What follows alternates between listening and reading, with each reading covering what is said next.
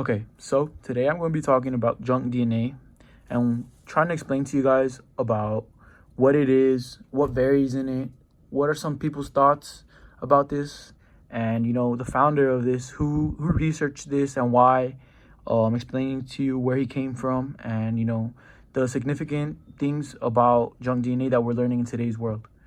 So my name is Caleb Manchondo, and this is my special presentation for biology.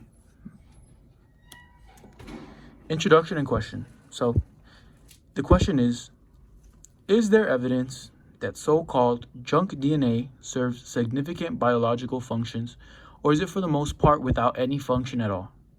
Well, my answer to that is the term junk DNA was originally coined to refer to a region of DNA that contained no genetic information. Scientists are beginning to find, however, that much of this so-called junk plays important roles in the regulation of gene activity. For the most part, I believe that this extra DNA might not show any function and might not matter because DNA is DNA no matter what, but it might help with the complexity of the organism. It might help for the scientists to understand, well, what's the difference between one organism to the other. It might not be a lot, but it's going to help the complexity just a little bit to help scientists better understand what's going on in their system.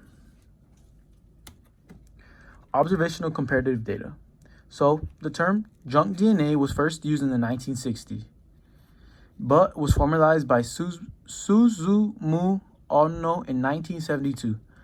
Ono noticed that the amount of mutation occurring as a result of deleterious mutations set a limit for the amount of functional loci that could be expected when a normal mutation rate was considered. Susumu Ono was born of Japanese parents in Seoul, Korea on February 1st, 1928. He was the second of 5 children, and he was the son of the Minister of Education of the Japanese Protectorate of Korea. The family returned to Japan after the war in 1945. He later became a citizen of the United States of America. Susumu Ono married musician Midori Aoyama in 1951. They had 2 sons and 1 daughter.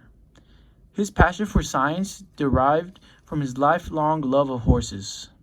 He earned a PhD in veterinary science at Tokyo University of Agriculture and Technology in 1949, and later a PhD and DSc from Hokkaido University. He went to the United States in 1951 as a visitor scholar to UCLA, and in 1952 he joined the new research development at City of Hope Medical Center, where he remained an active researcher until 1996.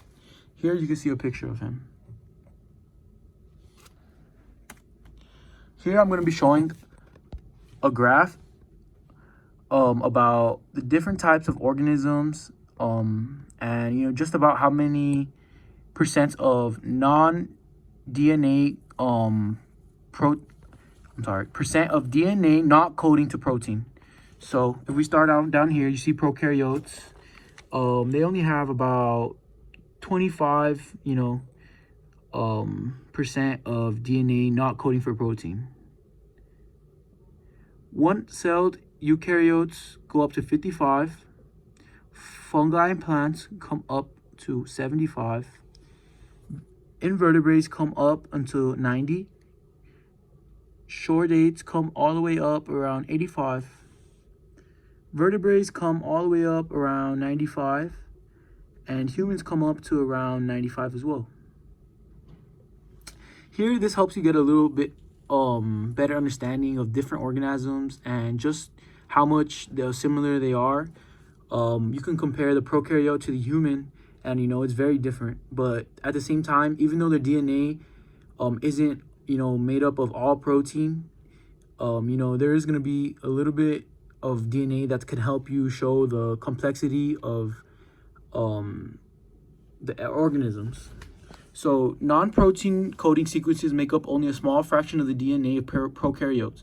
Among eukaryotes, as their complexity increases, generally so too does the proportion of their DNA that does not code for protein. The non-coding sequence have been considered junk DNA, but perhaps this can actually help to explain organisms' complexity. So in the end, yeah, junk DNA does really matter because it's helping explain different organisms' complexity. Here you see the different references that I used, and I thank you for watching today.